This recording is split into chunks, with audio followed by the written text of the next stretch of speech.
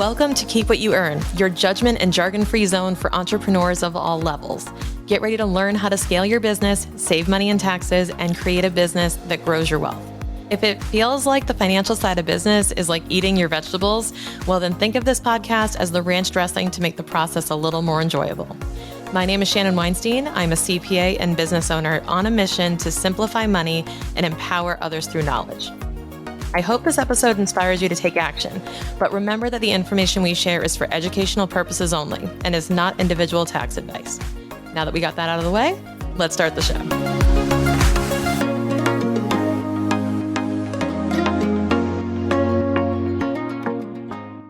I'll tell you, even the entrepreneurs with the best abundance mindsets, even the entrepreneurs who seem to always win and always succeed, go through tough times. It's just part of the process. Myself included. I preach cash flow all day, but I went through a major cash flow crunch this year due to some poor decisions that I made in my business, and I'm paying for them, literally and figuratively. And I think we all go through those times, and it's really tough. But I would say that when you do go through those, how you handle them is the test. How you handle them is the ultimate test of your true abundance or scarcity mindset. And when you have, it's easy to have an abundant mindset when there's money in the bank. But do you still continue to have that mindset when there isn't money in the bank? That is the ultimate question. And I know it's hard to have an abundance mindset, but it's very possible.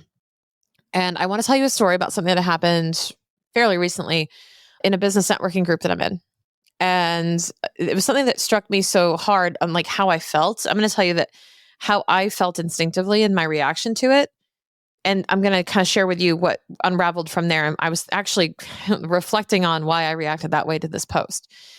And what the post was, a coach, a fellow business owner in our community, who was posting like, hey, I've really fallen on some rough times. I feel like nothing I'm doing is working. And they posted in this group, which is all, by the way, a community of fellow business owners trying to grow their businesses, right? But they posted in this group and they said, hey, does anyone need a coach? I'm happy to just to do work for you and you pay me. So it was kind of the post was, I would say, an equivalent of kind of like a wanted ad, right? It was a, hey, I'm available for hire. I do this, and after so much training in this community on how to grow your business using marketing, using the right messaging, using an ideal avatar, using all of these things, after all of that training, I feel like it went out the window when there was no money in the bank. And they were selectively applying the lessons of this business community. When there was money in the bank, it's like, oh yeah, I can afford marketing and I can afford to do this and I can afford to do that. But then when there was no money or when we fell on a cash flow crunch, suddenly it was, hey, anyone need a business coach for hire? And they were fully transparent in this post to say that they were running out of money. And there were a couple of things that unpacked for me there. Number one was, it made me think about how the likelihood of someone hiring that person from that post is probably extremely low for two reasons. Number one is that the post itself was simply asking for business. It was kind of that cold outreach that like, hey, hire me. And I personally am very anti-cold marketing in some respects, and especially in coaching or in professional services or my field. I'm not a big fan of cold outreach. Now, I understand why you would do cold outreach in certain industries, 100%. But this idea of like, hey, can you please hire me? Doesn't really work well for me. It's kind of giving me the vibe of, hey, do you want to go out? And it's like, well, we just met. Like, chill out. I feel like it's asking for the sale too soon, number one, in the relationship.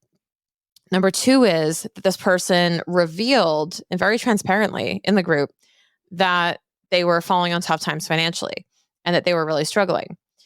And it definitely came across as desperate in that tone.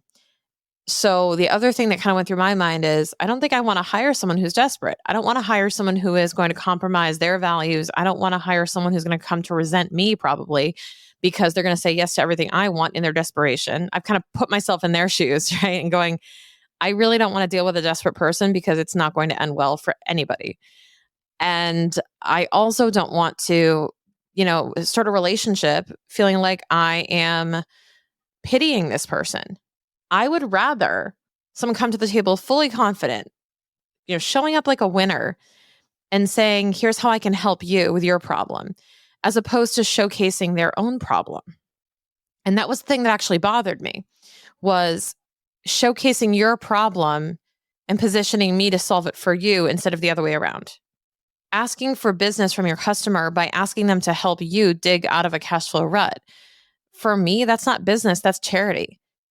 That is asking someone for their money and just saying, please hire me just because I said so. I really do think good marketing goes a long way.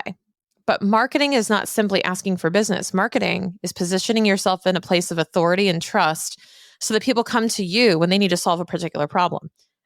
And in the case of this story, and why it struck me so hard, was because it went against the norms that I've come to agree with when it comes to brand and marketing. And it made me think, well, is it a good idea to let your scarcity show? And I would say no. You may disagree with me. I would say no. I don't think showing scarcity is generally a good idea as a business owner. I don't think exposing that you're falling into hard times financially is always a good idea. Now, Jen Gottlieb, who wrote the book Be Seen, she said something at an event I was at that sunk in with me, which was share the scar, not the wound, or something like that. So if it's still a wound, don't show it, but show the scar after.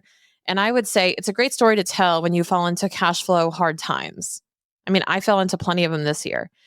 And I love telling the story now because I look back on it, I can reflect, and I can share with you what I learned from it. But while you're still in it, while you're still kind of in that messy middle of dealing with the wound and dressing it, it's not a good time to show it. Because I think that what you're showing is a degree of vulnerability that is unhealthy. And it's actually going to damage your brand, damage your confidence. What you should do instead, if you're in this position, this is what I would do differently. If I were that person and I said, okay, I'm on tough times financially, I really need to get scrappy and I need to ask my entire network to hire me, I would reposition it this way. I would then go back to, what are the fundamental problems that I solve? I would go back to, where are the people who have those problems? I would show up in those places, whether that be virtually or otherwise. And I would start talking about how I help with this problem, tell stories of how I helped with that problem. Talk about how I've overcome that problem myself, if that's applicable. And I would really focus on how I can show up even more as an expert and help people overcome whatever that challenge is. It's kind of the opposite of what you instinctively may want to do, which is just throw your hands up and say, I surrender and I just need help and I need help financially. As a business owner, as an entrepreneur, fundamentally, by definition, I think an entrepreneur is someone who would never, ever consider doing that. An entrepreneur is someone who sees a problem, even if it's their own cash, and finds a way to solve it. An entrepreneur is someone who gets scrappy, but not too messy. And I really would encourage you that if you're showing up in a certain way and you're revealing how much you're struggling, understand that you don't want business generated from pity. You don't want to generate that type of relationship with your ideal customer. You want to show up as a position of authority. And it doesn't mean that you have to have all your shit together. It doesn't mean that you have to be perfect, but it means you have to be composed enough for someone to go, I trust her with my money. I trust him with my money. And making sure that you're earning that trust. If you are not showing up a certain way, you're losing that trust and it's actually going to further damage you. So as you navigate these different seasons, these different mindsets, abundance, scarcity, whatever you'd like to call it, I want you to consider how it is you're showing up. And if those types of things, if your bank account balance is affecting your behavior, you have to check yourself. You have to check it. Hold yourself accountable. Have someone hold you accountable to say, hey, am I coming across a certain way? Do I sound too desperate? Because if you're feeling a little desperate, you're probably sounding it. So I would encourage you, if you are considering, throwing the hands up, just asking for money, get resourceful first. Really go back to the basics. Go back to the basics of what you've learned about marketing. Go back to what is or is not working. Diagnose the problem. Diagnose the actual problem and how you got here. And if it's something you can't fix overnight, which most of the time it's not, then you just have to commit to the solution. and find another way to solve the short-term problem of the lack of cash. But this was kind of something that I unpacked as I looked through this post and as I kind of navigated my reaction to it, because I had a pretty negative reaction to it, I'll admit. I was like, this is really off-putting. In a group of what should be entrepreneurs, this person's basically sticking out a baseball cap asking for us to hand them money, essentially asking for their business, but asking, hey, will you hire me? And you really have to understand that your ideal customer may not be attracted to that. And you have to know that if you're going to find a quality customer that you want to have a relationship with, that you're going to have to invest in finding the right customers. It will take a while. You may have to say yes to stuff that you don't want to in the meantime. You also have to be not too picky about who is your customer, while simultaneously being really clear about what customer you want. And that's really challenging. I think as this post went on, this person elaborated that they're really trying to hit their ideal client and reach them, but they're having trouble and they're turning down certain business in an effort to get to that ideal client, which is a whole different issue. But I will say this, that you can't afford to be too picky early on. When it comes down to cash flow, it comes down to cash flow. And sometimes it's better to say yes to the clients that are there and willing to pay you than to act in a desperate form trying to find the people that you want to serve, because you could be ruining those relationships just by the message you're sending.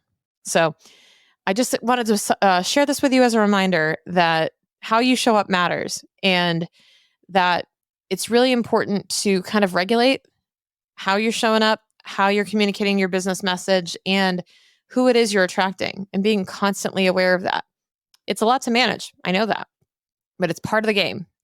And I wish you the best of luck and the best of intentions as you go forward in your business. And I hope that you're able to, cultivate an abundance mindset in all seasons of business.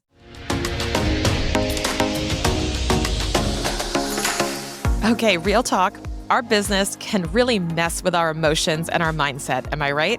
One day we feel like we're unstoppable, like we could run through a wall, and then the next we want to burn it all down and start from scratch. Hey, I'm with you. A lot of this has to do with how we approach our money. And if you need a quick jolt of mindset habits for the next 5 days to help you reboot and recalibrate, check out my 5-day financial mindset refresh delivered straight to your email. Click the link in the show notes to sign up right now.